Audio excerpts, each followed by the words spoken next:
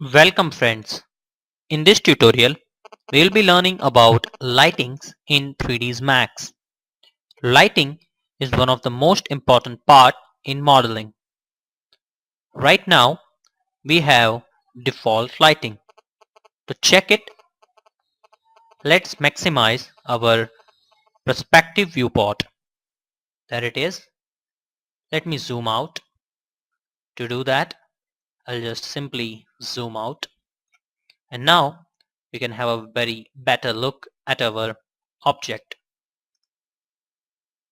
Let me select that hand. Now we are into our perspective viewport. Click on the realistic. Here you'll find lightning and shadows. As you can see, the ambient occlusion is not checked.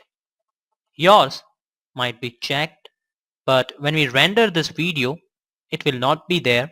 So I just uncheck it. And here illumination with scene lights is selected. Let us select illumination with default lights.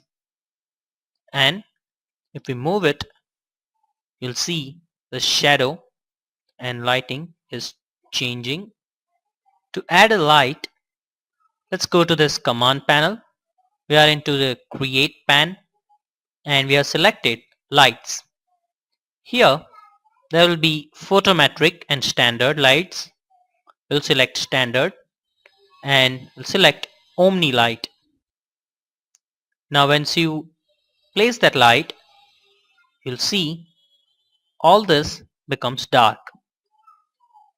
This is because the Omni light, the light is only faced on this surface and that's why it is not dark. Now once we position that, let us move it.